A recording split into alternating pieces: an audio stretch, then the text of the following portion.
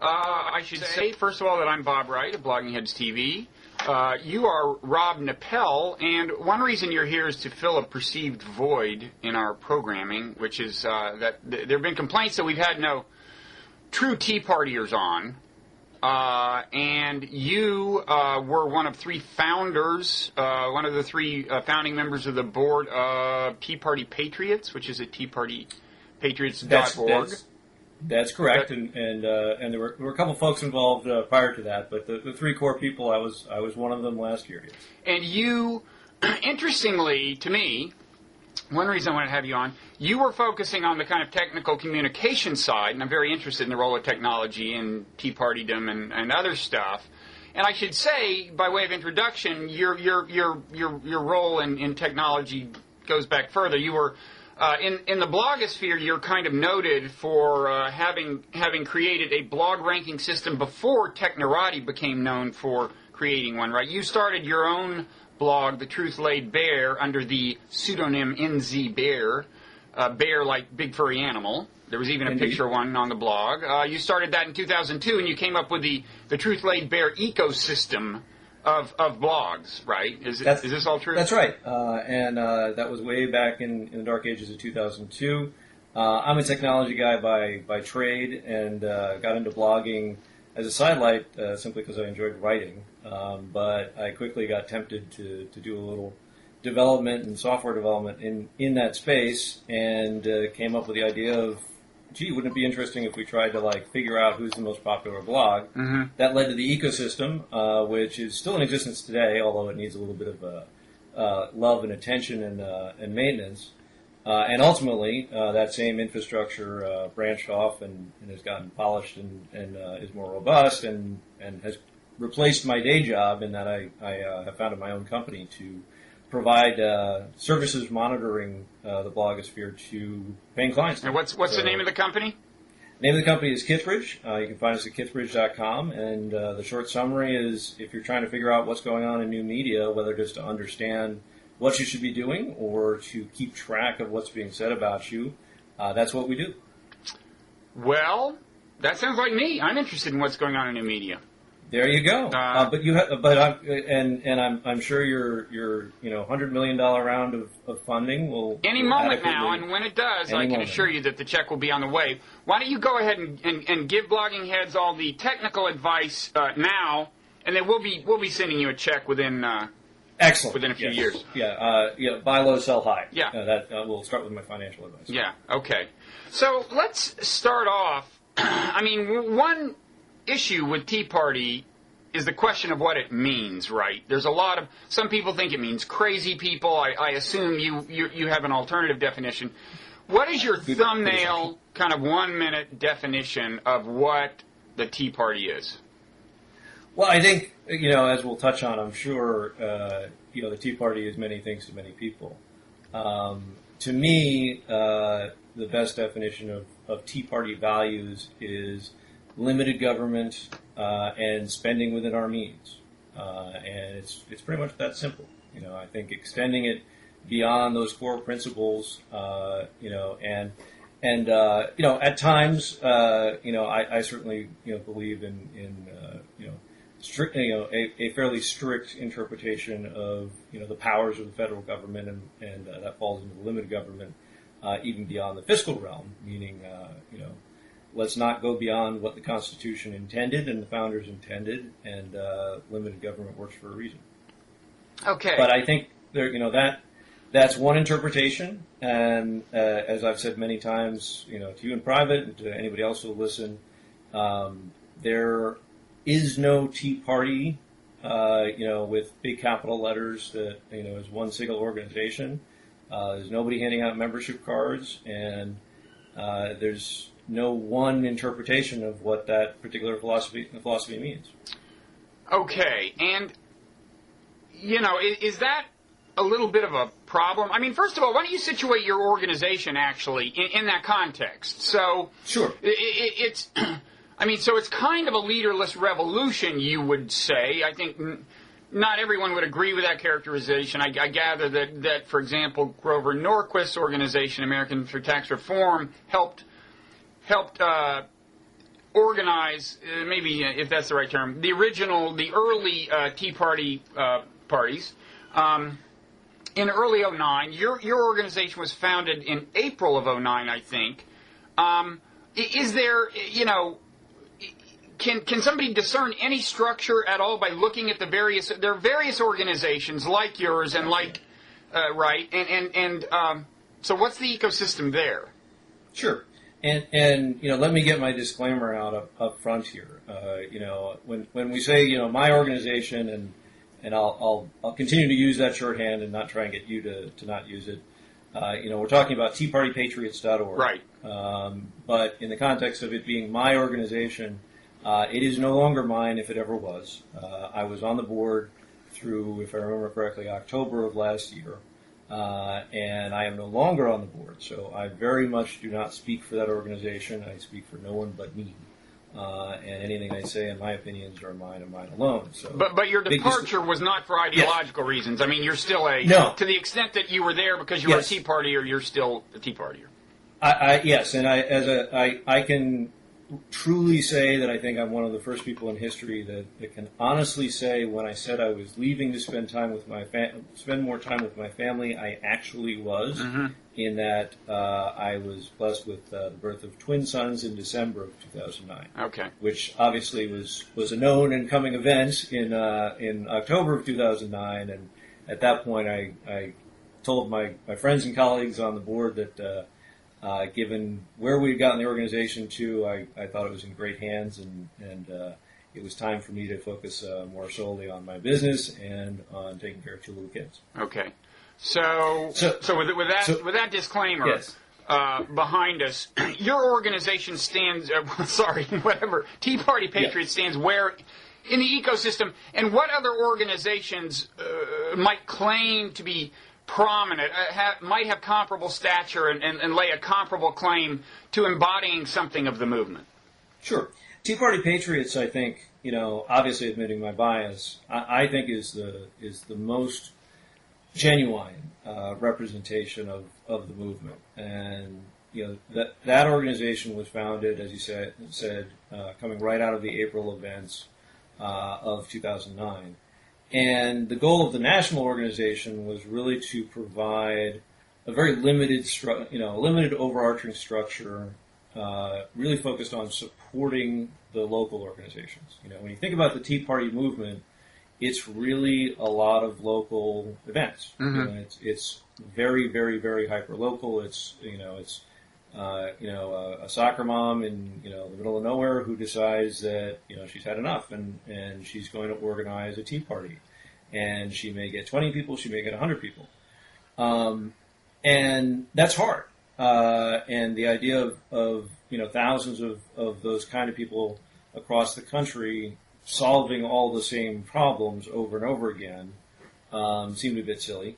And so, myself and others saw a need for, some kind of umbrella organization, not to dictate, not to be a top-down leadership that, you must do what we say, but really to try and provide services to those local organizations. For instance, just a central place to go, TeaPartyPatriots.org, where you can have a directory of events, so that if somebody who has no knowledge of the Tea Parties wants to say, hey, is there an organization in my area? You have somewhere to go. Mm-hmm. So that's really the attitude that Tea Party Patriots has taken, and that continues to this day. There's certainly other groups out there. I'm quite open in saying that some of them I have a dim view of. I definitely think that the movement has attracted folks that are not necessarily in it for the best interests of this particular ideology and this particular cause, and there's everything in between. There's folks that I consider to be true opportunists. There's folks in the middle that are doing good work, but have kind of jumped on the bandwagon. And there's also a split between groups like Tea Party Patriots, which came out of nowhere. Was literally, myself, 4 other people originally, actually a few more than that, starting a 501c3, which is what Tea Party Patriots was, from scratch last year, out of nothing. None of us were professional activists in a real sense. ranging up to the established conservative organizations, and yes, it generally is conservative, like ATR, which has played some role, but I think maybe less than you might think. FreedomWorks has definitely played a big role. Americans for Prosperity has played some, although tends to not necessarily be regarded as favorably as some of the others. And one of the most sorry, go ahead. Yeah, so you've got a vast mixture of very grassroots organizations with certainly no definitive central leadership that says, aha, this is the real Tea Party. And you've also got many personalities and individual people out there. The rule that I tend to stick to is if you ever see someone on television identifying themselves as a Tea Party leader, they're not a Tea Party leader. It's almost a self-negating statement. And by that, I don't mean, a local coordinator who says, yes, I was the person on point for coordinating this event. But if somebody goes on television and says, yeah, I'm a national Tea Party leader, I'm in charge. They're not, pretty much by definition. So so when you lay down Tea Party principles, and when you go to your site or the site of Tea Party Patriots and see the mission statement, it's very kind of lean and focused on fiscal conservatism, limited government. But as you said, there are a lot of it is in the nature of a leaderless revolution for various people to declare them to adopt the label and say that they're Tea Partiers too, and not all of them confine their agenda to that, of course. And maybe the most famous Tea Party gathering, or gathering under the Tea Party rubric, was the one at which Sarah Palin was a speaker. Now, that was not your organization that sponsored that, and I'm curious as to what your take was on that. It was controversial because, for one thing, they charged a pretty high price for admission, so some people considered it exploitative, and then I think they turned around and paid her a lot of money. But certainly, once you associate yourself with a figure like Sarah Palin, things get blurry because she is not, I would say, best known for fiscal conservatism. Right? I mean, when you think of Sarah Palin, I think of positions on abortion, her religious identity, and a lot of things, including claims to be a fiscal conservative. But, so right away, the image problem begins, right? Yes. So what is the story with that convention and your feelings about it? Yeah, that convention, I don't claim to be an expert on it, which makes me perfect to talk about it on Blogging Against TV, of course. Hey, I took that personally, but go ahead. Hey, but it was definitely not, a Tea Party Patriots event. I think the criticism was justified in that it was a paid event. It seemed to be a rather too expensive paid event, certainly in my opinion, for something that was meant to serve the grassroots. And I don't have the figures at hand, but it was certainly something you looked at, and it wasn't like $5 admission. So I think that is an example, not necessarily of I don't want to accuse the folks running that of evilness or nefarious intent, but I don't think it was the most shining example of what the movement means and how the movement should be organized. When it comes to someone like Sarah Palin, I think, inevitably you're going to have politicians, although I'm not even, can we call Sarah Palin a politician right now? I'm not entirely sure. But political figures that are going to get attracted to and try and take a role in a movement like this. Sarah Palin, I think, touches into something that the core principles of Tea Party Patriots, and I think certainly running through the whole Tea Party movement, is a fiscal message, is a message of responsible and limited government. I think there's a more emotional level to it, though, which is where Palin comes in, which is really a frustration with business as usual, a frustration with the way Washington in particular, but certainly state governments as well, have done business up until this point. Well, yeah, but we're all frustrated with that. That's not an ideological position. Well, and that's true, and that's part of why I think you see that there is energy in the Tea Party movement that isn't necessarily strictly confined to conservatives, even from a fiscal perspective. I can't name people by name, but I think it would be fair to say that there are folks showing up to Tea Party events not because they're budget hawks, but because they're just tired. Well, doesn't that kind of raise questions about the coherence of the movement? I mean, it's the problem I started out asking you about is that, okay, at its core, there may be this limited government, fiscal conservatism thing, but a lot of issues are getting added on by various people. Yeah. Sometimes they contradict one another. Now you're saying that's in a certain sense not even you're saying there is no common denominator. If you're saying there are people showing up who aren't even fiscal conservatives, right? Well, I think, and gosh darn it, I knew you'd get me out of context at some point, Bob. I think, I'd say the percentage of folks showing up, who aren't necessarily fiscal conservatives would be pretty darn small. Right.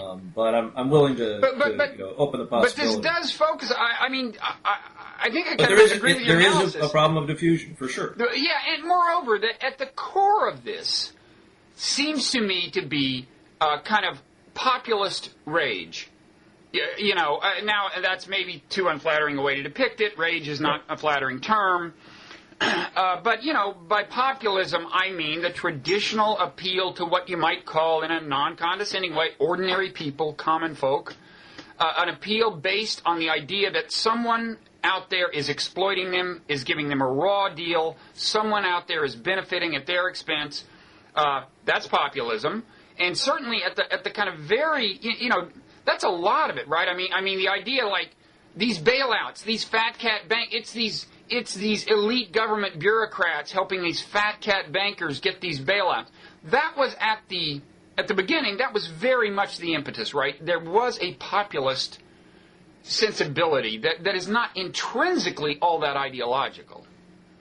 Yeah, I think I'd be foolish to try and deny that populism, it has a relationship to the Tea Party movement. Yeah, I think the distinction or the gray area comes in that I think it is populism with a direction. Notwithstanding my admission and disclaimer that there is some just raw emotion coming into it. The fiscal responsibility message really is the core of it. And again, there's lots of groups and, lots of different focuses from different groups and different people. But I think if you had to look at, the organization, the movement in general, and certainly, as I speak about Tea Party Patriots, the movement organization I was most associated with, they're really focused on stick to the fiscal issues. And that's not an accident. This is not... this issue and this challenge is not something that hasn't been thought about. It's been thought about a great deal in terms of strategy and in terms of how to best approach things. There are a lot of folks involved in Tea Party Patriots and every other part of the Tea Party movement that have a whole host of issues that they're passionate about. There are folks who are very passionate about social issues. There are folks that are very passionate about fringe issues. But and some of these passions contradict one another within the movement. And some of them, yeah, absolutely. I mean, certainly on foreign policy, the Ron Paul strand has a foreign policy that I think it's safe to say would contradict your own. Personally, it absolutely would. I'm more or less a libertarian, but a hawkish one. So that's me. That's my philosophy. But the hawkishness, the hawkish question, you're moving beyond the bounds of Tea Partydom.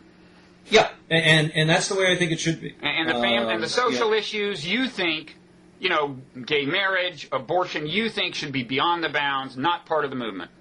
I agree. Yes. And so I think the movement would be extraordinarily foolish to engage on those issues because it would tear it apart. And similarly, and yes, my friends in the Democratic, in the anti-Tea Party movement, I did just explain to you how to attack us and try and rip us apart. So good luck with that. But. We're working on it. So, one thing this means is it will never be a true party, right? It's not supposed to be, in your view. A true political party has to take stands on these things. Yeah, I think that's right. I think the mission statement, of the Tea Party movement, certainly of Tea Party Patriots, is very focused on limited government and spending, and that's very, very important. It's a very, core piece of, of governing the country. But it's not a governing philosophy. It's not a philosophy that can be extended to every issue that the president or Congress needs to address. Mm-hmm. You can't actually come to decisions about everything you need to do to run the country from those starting principles. Okay. You can do most everything that involves spending money, and you could probably find some people that would disagree with me on that. That particularly if you include stick to the Constitution and a strict interpretation of the powers of the federal government. You could argue that solves all your problems. I would counter argue that explain to me how that fixes the abortion debate. Yeah. So, and I assume we haven't gotten into this, but just as you're excluding these particular issues, you would exclude the people at the Tea Party rallies with the signs that say things like, well, Tim Noah on this very site recounted one sign he saw that said, "Diversity is a disease." I assume that, and there have been more objectionable things that have been reported to have been said by people or they're on signs or whatever. I assume you would say similarly, those people, that part of their sentiment is not part of the movement, and they are. I assume you'd say they are not typical at all. I would definitely say they are not typical at all. I used to, be in, before I started my company, professional, traditional IT consulting, had, clients like, HP and folks like that. And, my snarky comment on my business was consulting would be a great business if it wasn't for all the bloody clients. Grassroots organizing would be a great business if it wasn't for all the darn grassroots people. Because once you get more than 10 people in a room, one of them is probably going to be a nut job. Doesn't matter what you're doing. Yeah. It doesn't matter whether you're liberal or conservative or whatever. 10 maybe is too small a number, but 100, 1,000 is certainly large enough. You're going to get crazy people. Doesn't matter what you're doing. And so you believe that the liberal media is exaggerating the extent of this? Absolutely. I think there's a dual game going on in that what they would prefer to do is try and diminish the perception of the actual size of the movement, and then raise up the as many examples of the nut jobs that show up, thereby taking the numerator and the denominator and messing with both and making it seem like a far larger percentage of crazies are out there than actually exist. Okay, by the way, I use the term liberal media in quotes. I do not concede the case that there is a net, oh no, I'm taking you out of bias. context on that.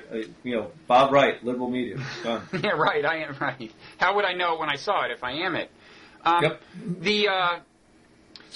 But it seems to me this problem of staying on kind of with the fiscal focus, so to speak. I encountered it on very close to the very site that you helped set up, teapartypatriots.org.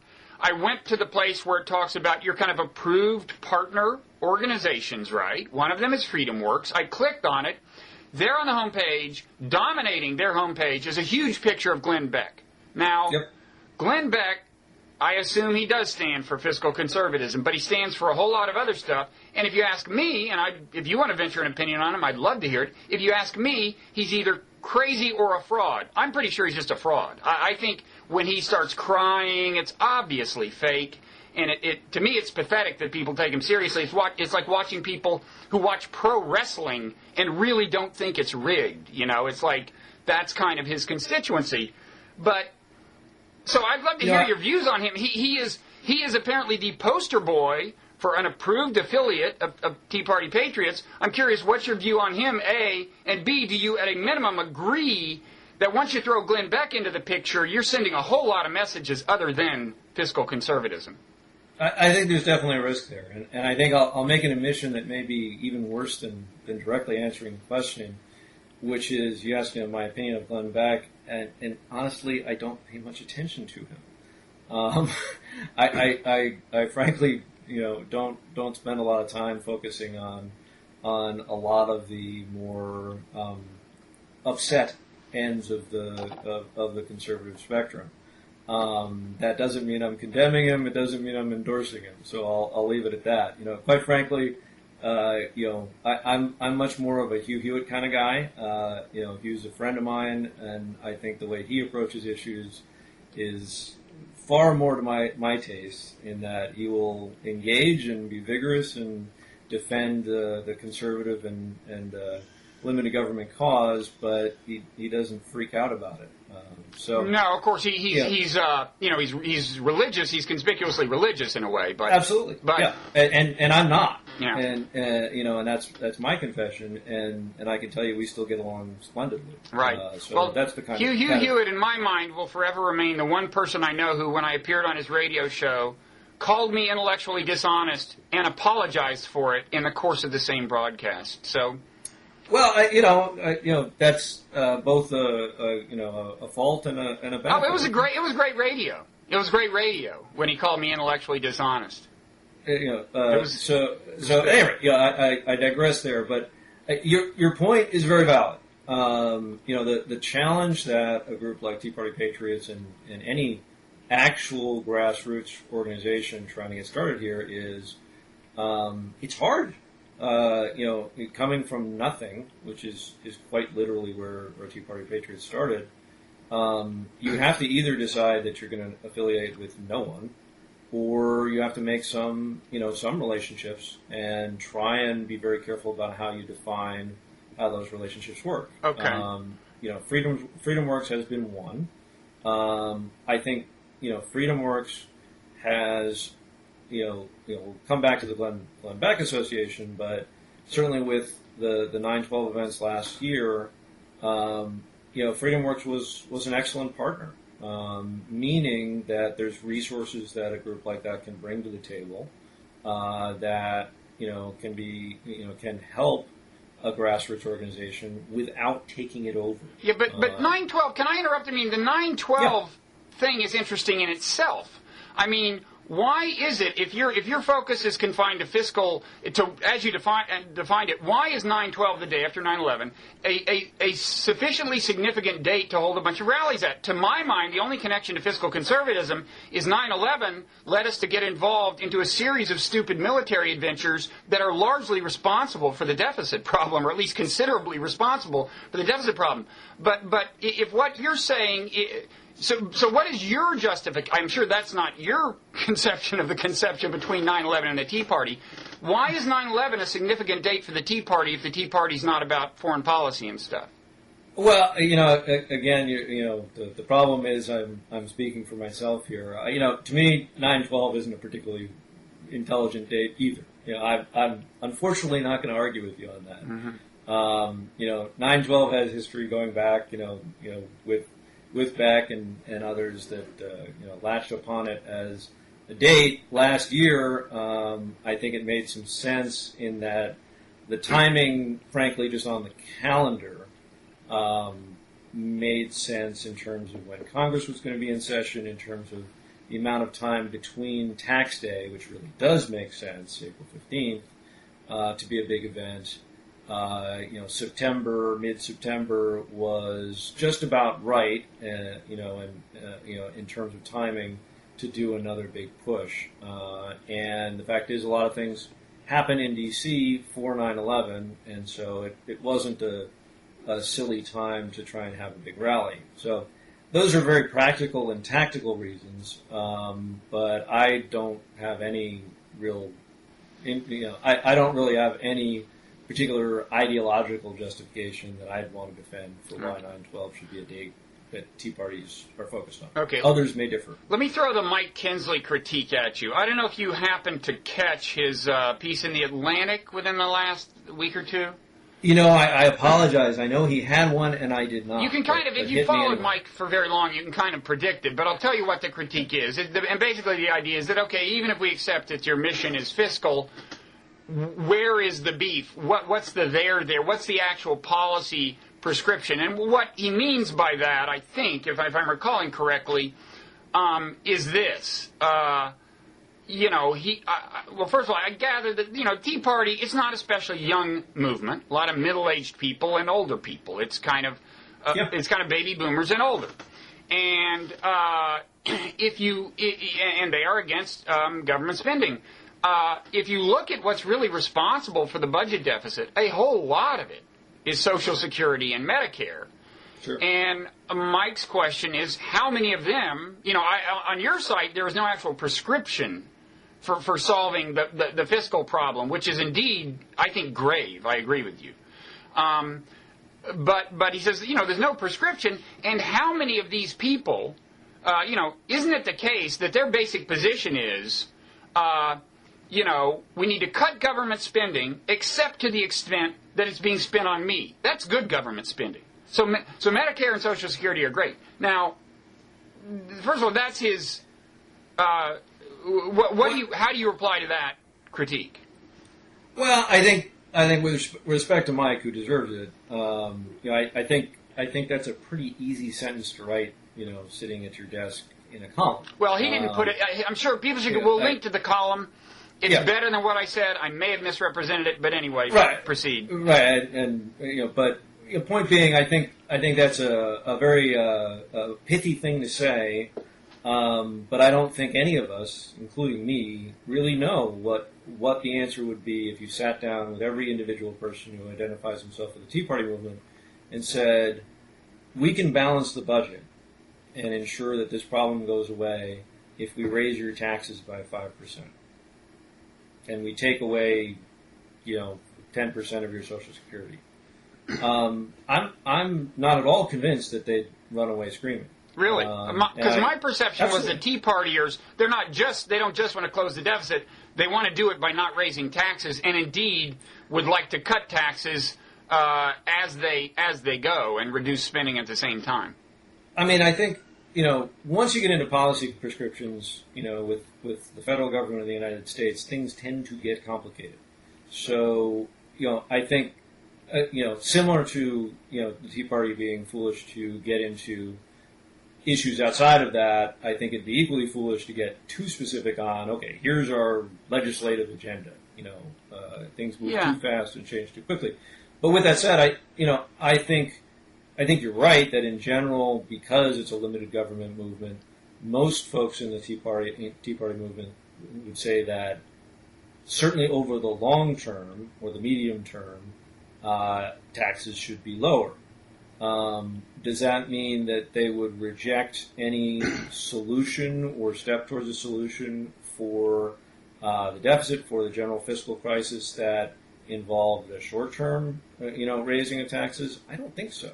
But it would have to have credibility. There's certainly a legitimate skepticism of any pay you tomorrow for a hamburger today kind of we're going to raise taxes, but we'll cut spending later type of approach. So it would have to be paired with spending cuts if it were acceptable.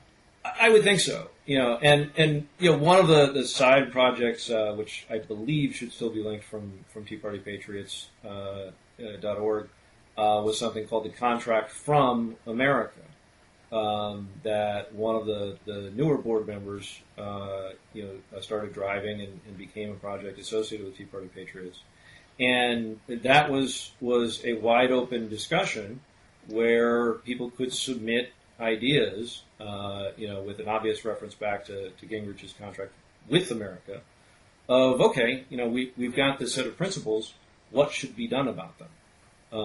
And I think that's made great progress and has had, a lot of interesting ideas thrown in. I'm not going to try and list any of them because I'm fairly ignorant, unfortunately, as I've admitted being out of the loop for the last few months. But that's kind of the, one of the approaches that the movement has taken, which is to say, certainly the leadership, the Tea Party Patriot Board or whatever, isn't going to sit down and say, these are the legislative solutions that this, very vast and nebulous organization is going to support. What they have done is throw the door open and say, okay, who's got ideas? And I think at this stage, that's the most appropriate thing to be doing. Well, I guess. It's. I think the focus is, at this point, getting a recognition that what's going on is not going to work. And I think there's two levels. One is, and I'll bash it before you do if we better hurry have the time. The one criticism is where were you people when Bush was spending like a drunken sailor? With apologies to my friends who are drunken sailors, which I do have. And it's a legitimate question, to some degree. It's illegitimate in other respects because plenty of people were in fact complaining about Bush's spending. And it doesn't by any means, mean that if you didn't complain before, now that you've actually started paying attention, you shouldn't be complaining. That's kind of a silly argument. Yeah. So with that said, there's sort of the baseline of the federal government's spending has been broken for a very, very long time. Pick how far you want to go back, but it is not Obama's fault that our budget is completely out of whack. Fundamentally, it's not George Bush's fault. It's not Bill Clinton's fault. It's been out of whack for a very, very long time. But it is Obama's fault that some of the programs that have passed in the last year have gone through. So I think what you've seen is, first, a somewhat traditional conservative standing athwart history, yelling stop approach, which is, we're not sure how to fix the overall structural problems, but we know that some of these bailouts are a bad idea. Mm-hmm. Don't do that. Starting there, and now that some of that has passed, spending more focus on, okay, some things passed, some things didn't. What are the more long-term and structural solutions that are possibilities? Mm-hmm. And obviously, the other thing that comes into play is candidates. We're talking about policy, but ultimately this comes down to people. Tea Party Patriots, during my tenure, and I believe still to this day, is a 501c3 organization, so they do not and cannot endorse candidates. Right. But other organizations do, and certainly without endorsing candidates, there's certainly an openness to candidates endorsing the Tea Party. Right. What my colleague Mark Meckler, former colleague, current friend, one of the other board members always says is don't come to the Tea Party asking for an endorsement if you're a political candidate. Mm-hmm. You should endorse it. If you believe in the principles of limited government, in the principles of fiscal responsibility, say so. Endorse the Tea Party movement, but you'd better be serious. You'd better not just be doing it for political advantage, because if you are, we will catch you, and very bad, and very, very bad political things will happen to you. Because there's nothing this movement likes less than posers. Okay, but I've still got to say, I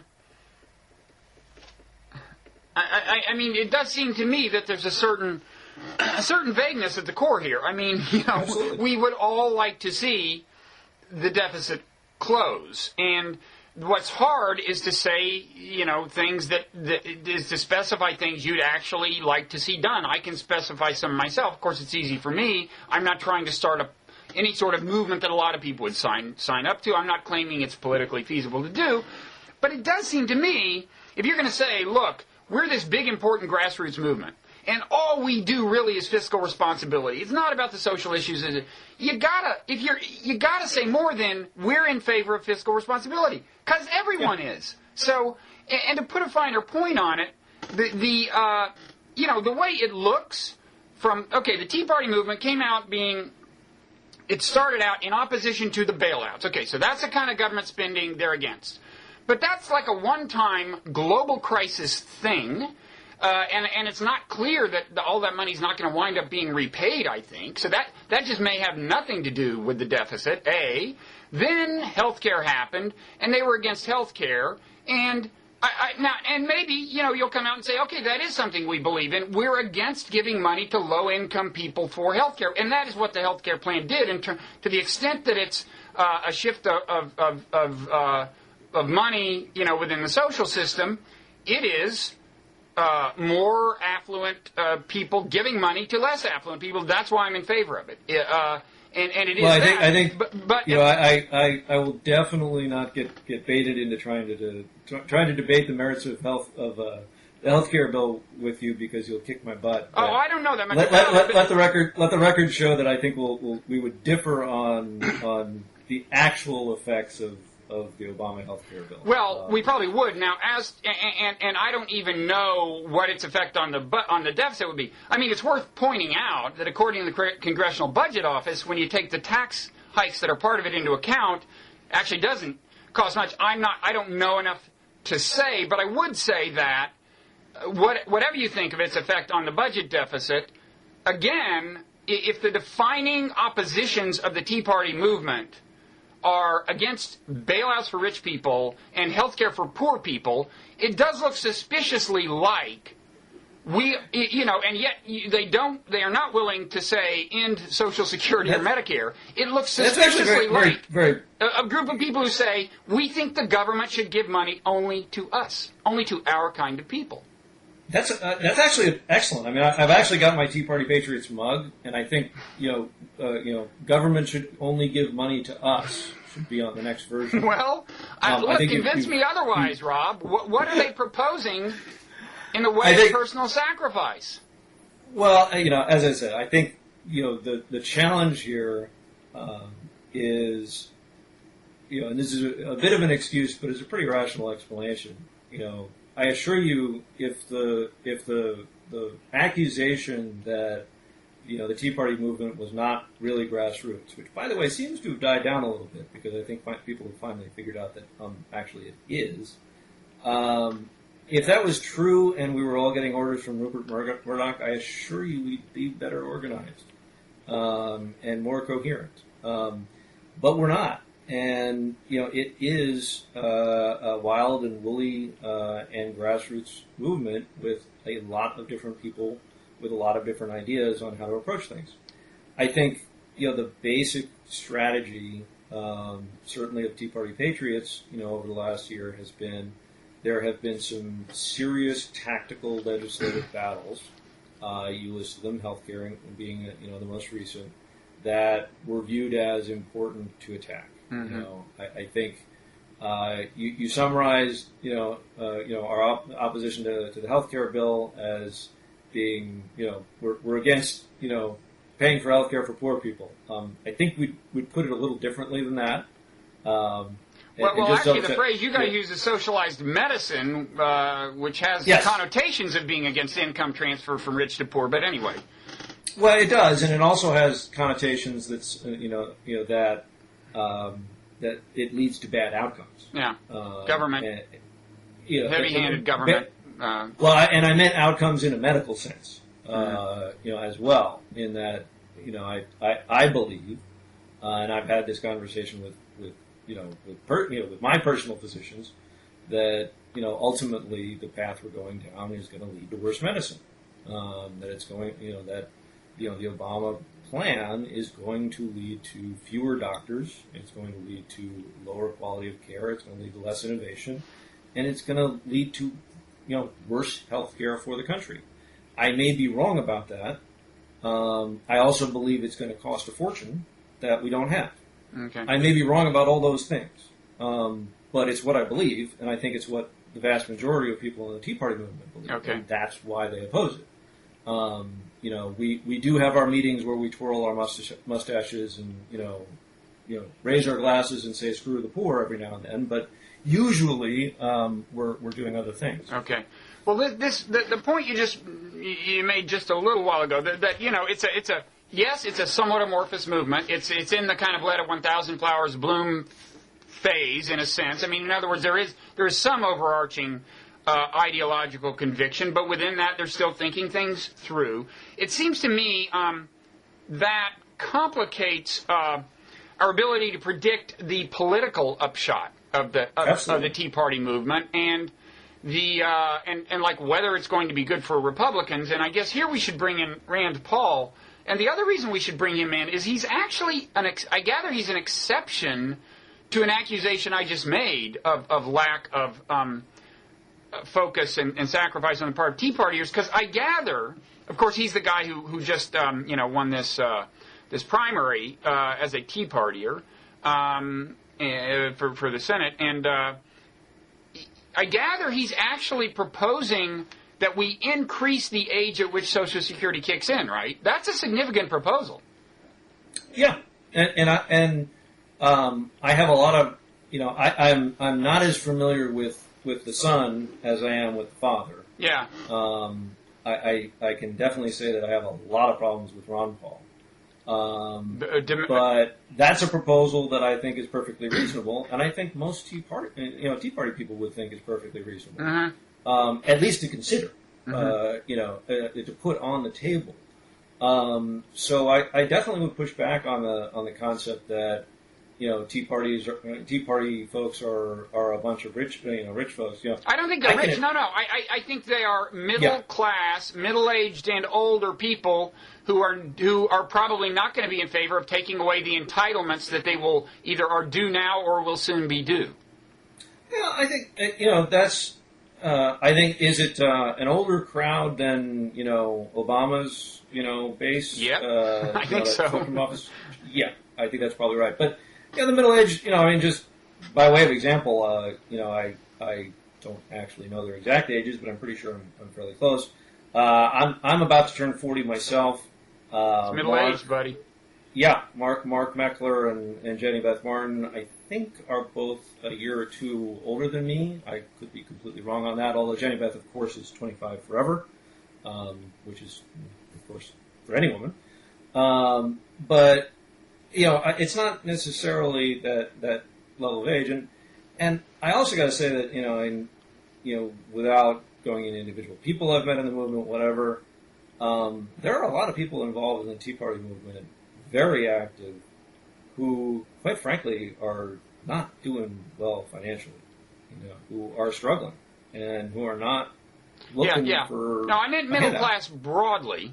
You got to be very broad. I mean, yeah. I know folks who are genuinely trying to pay. And are the ones who are out of jobs against unemployment insurance? I wonder. I have not gotten to that level of granularity, but I don't think many folks in the Tea Party movement want to get rid of unemployment insurance. No, I don't either. It's not. This is not a hardcore libertarian movement, and that's why it's a little interesting to see Rand Paul in there. Well, and it raised the question. I don't actually know if he wants to get rid of unemployment insurance, but no, I don't know that he does. Well, in his heart, he may, but all this raised the question is: are the what happened? What's interesting about the election last Tuesday is that in the one. Tea Partiers tended to do well in the Republican primaries, but in the one kind of general election matchup, that congressional district in Pennsylvania, a Democrat beat a Tea Partier. So this is all consistent with the scenario that the Tea Partiers are going to pull the Republican Party to the right and deprive it of elections that it could otherwise win in the general. That's possible. I mean that's certainly possible, but I would point out, and I hope I have my facts right here, but I believe I do, that the district we're talking about is 2-to-1 registered Democrats to Republicans. But it's a conservative district, right? I mean, Democrats have this Democrat won by being pretty far to the right on abortion and so on, and that's the way Democrats. It was Murtha's district, right? Yeah, but he won by a handful of poinds. Yeah. Okay. So, and it's and I'm not trying to say it wasn't a defeat. It was. But do you recognize the peril in theory? As has happened to Democrats in the past, when the left-wing part of the base has been particularly powerful, right?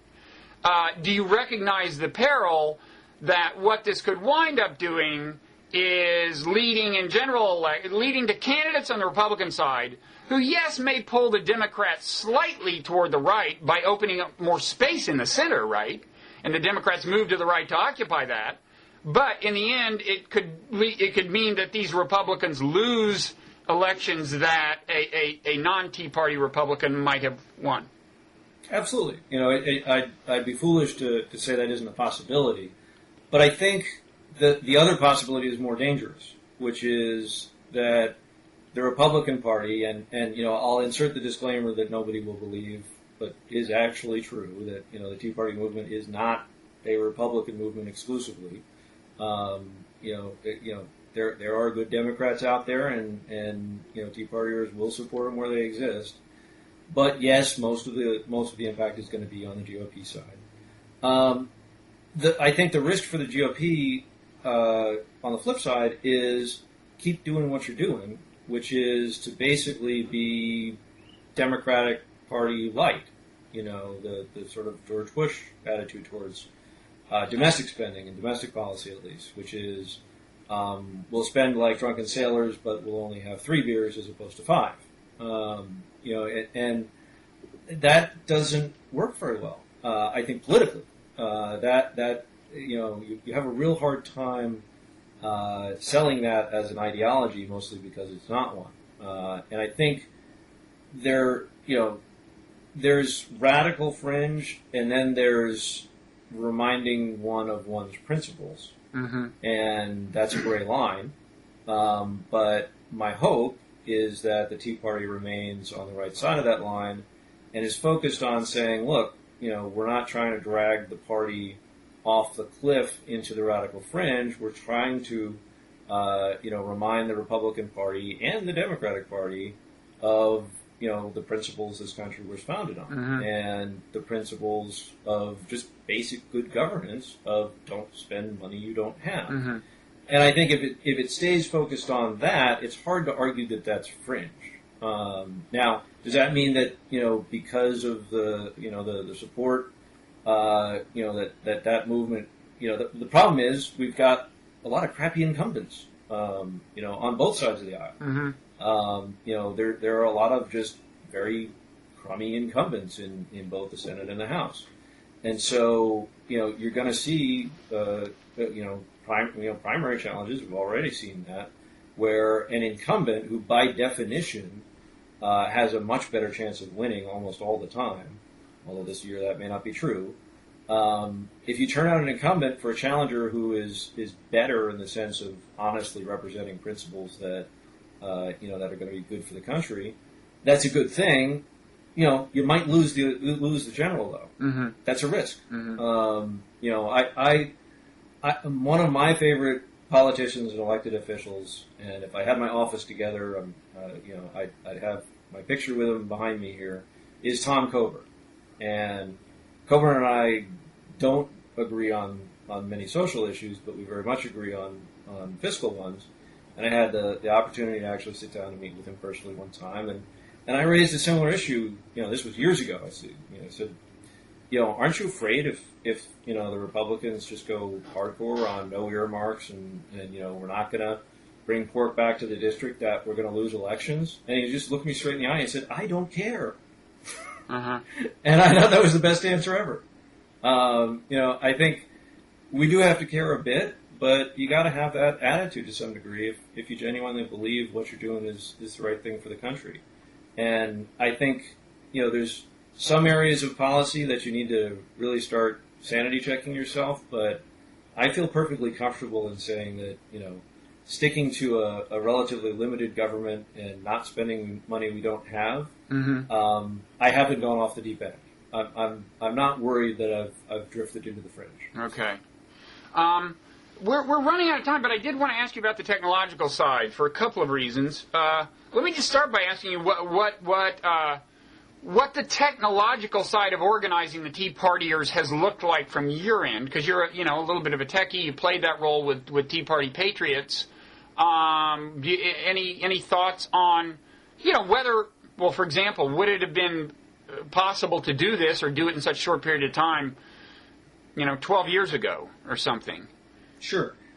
Short answer, no, which should surprise no one, I think. I think the fundamental infrastructure of the web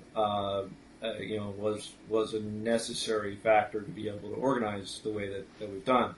I think the reality, and it's not necessarily a sexy answer, is most of the technology that has proved useful in the Tea Party movement is not necessarily cutting edge, but simply being able to have websites that quickly get up information, have centralized websites that can keep an organized calendar of events, have online discussion groups, email lists where conversation can take place, where debate can take place, and understanding. Twitter has certainly played a role. Social networking has certainly played a role. But, as a new media guy, as much as I'd love to say that, there was this one cool technology that, really just drove everything, I don't think that's the case. I think this was not really, not at all a technologically driven movement. I think without the basic infrastructure of the web, you couldn't do it just because you need email, you need websites, that sort of thing. And social networking has helped a lot. But it's been fairly straightforward technology that I think has been the most useful. I think probably the most cutting edge thing that I think we're seeing more of and is of particular use for the Tea Parties is just how easy it is to provide coverage to an event. Mm-hmm. Meaning, everybody's got a camera phone, everybody's got a flip video phone, and without getting into the weeds of the merits of the accusations about the black congressman, I believe they were congressmen, not senators, who alleged comments being thrown at them of a racist nature, a little ways back. One of the most convincing arguments against that, whether you believe it or not, was simply that everybody's got a video phone now. You want to hear my counter to that argument? Sure. That those particular video phones would have been in the hands of people who would not have wanted that kind of video to get out to the world because they don't want the Tea Party to look bad, Oh, come now, Bob. You don't think, there's explicit efforts. There's explicit websites that are set Sure, up there's now websites, but what I'm saying is... to infiltrate the Tea Parties. Oh, well, if you're saying there are so many infiltrators... That's a different argument. I don't know if that's the case. But if you're just saying, look, these days nothing happens that escapes the attention of a video, of a cell phone video recorder, well, that by itself is not dispositive because in this case, even if it were captured, most of the people at this movement, even if they captured it, would not have wanted to share it with the world. Well, I think you'd have to say some of the people. But, I would say very small. I mean, what percentage are infiltrators? Come on, even in your... But the percentage... If it's very high, you will fall into the stereotype of Tea Party as paranoid, so be careful. But what percentage would you say are infiltrators at these things? Well, strictly speaking, my paranoia is that there are people infiltrating the Tea Parties, and I'll try and find the link so we can put it on the sidebar. Although I don't know if I want to encourage them. But when there's an actual organized movement that says, let's go infiltrate the Tea Parties, I think they actually are out to get me, so I'm not, strictly speaking, paranoid. With that said, my point is, if you assume that this was, a somewhat dubious attempt to garner up outrage at what happened, it is not very hard to assume from there that folks on the opposite side would be ready, waiting, and doing everything they could to try and catch Tea Partiers doing something stupid. Yeah, but if one person yells something at John Lewis, the chances that an infiltrator would have been within 12 feet of it seem to me to be not especially high, unless you really assume that we're talking about a very high infiltration rate. Well, no, but if you were an infiltrator, where else would you be?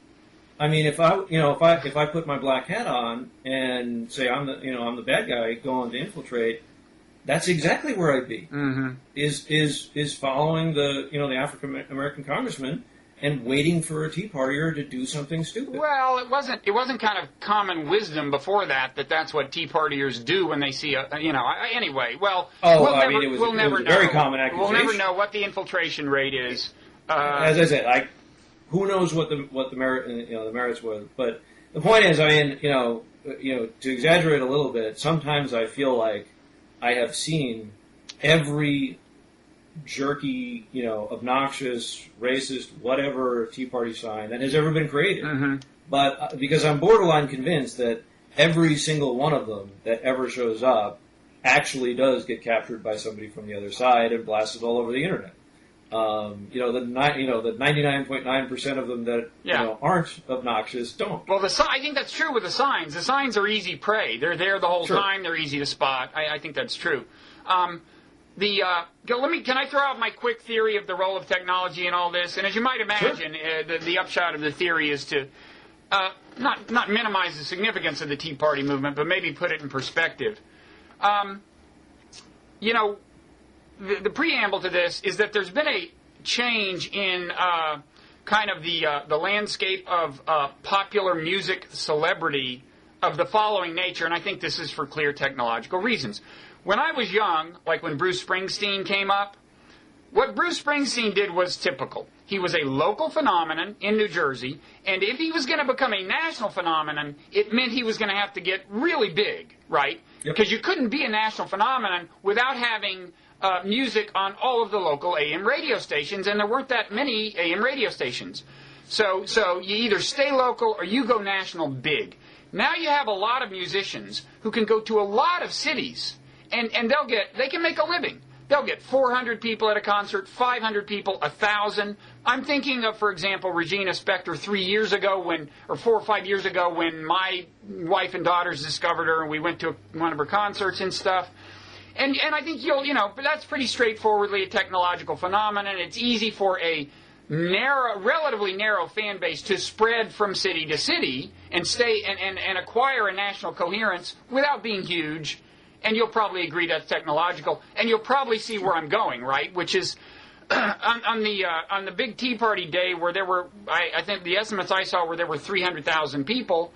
Well, okay, but that was in like 300 cities. Okay, so the average turnout was really not very high. It was for the most part not a very large fraction of the voting population that was turning out for these things. It was more notable for the number of cities that manifested it than for the overall size of the movement. What do you think of that analysis?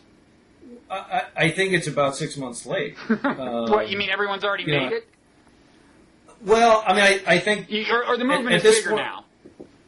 I mean, I think at this point, are you really trying to make an argument that the movement is not having an impact or important?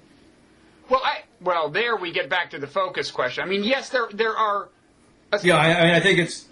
I'm pretty sure it's accepted at this point that, okay, this movement is important and it is having an impact in ways, that can be argued as positive or negative. Yeah. So I think we're kind of done arguing crowd sizes, and inevitably, and the movement itself recognizes this. The leadership, that it be quote leadership, people trying to herd cats, recognizes this, that rallies are great, but nobody's going to keep showing up to rallies forever, nor should they. So attendance is eventually going to drop off on rallies, but who cares? If candidates that support the principles are being elected, if the entire Republican establishment for sure, and I think the Democratic establishment also is really worried about voters who agree with these principles. I don't particularly care, whether it was 300,000 or 500,000 people who showed up, on a particular day for rallies. The impact's being felt, and I think, that was a 2009 argument of, did you really get 1 million people or did you not?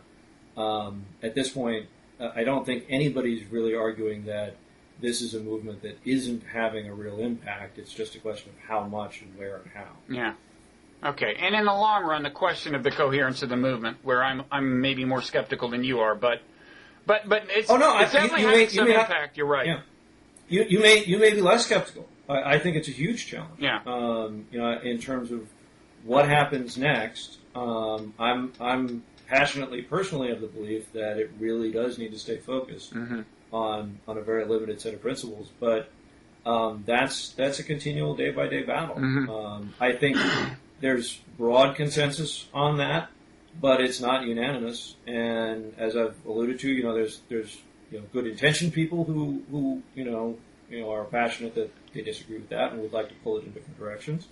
And frankly, I think there's less than good intentioned people who would like to hijack the movement for their own intentions.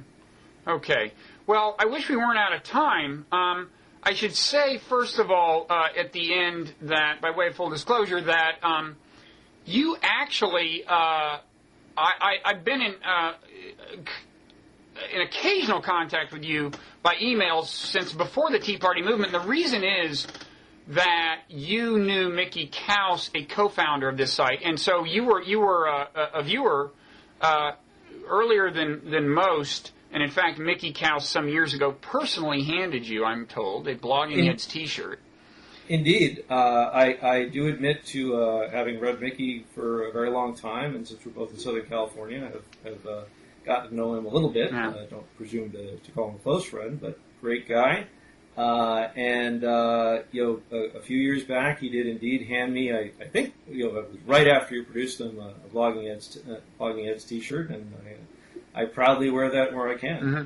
And I guess he will not be in his campaign for the Democratic nomination in the Senate in California. He will not be playing up past associations with Tea Partiers, probably.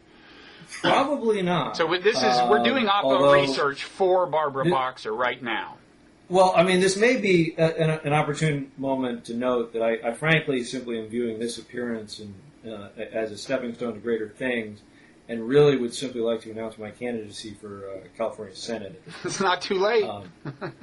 It seems, great things happen to Blogging Heads. So. Yeah. Well, thank you for taking the time. I'm sure you've disappointed some of our viewers, at least, by being a Tea Partier who does not seem to be crazy. I will attempt, in any future appearances, I will attempt to drool and snarl more commonly. Could you please?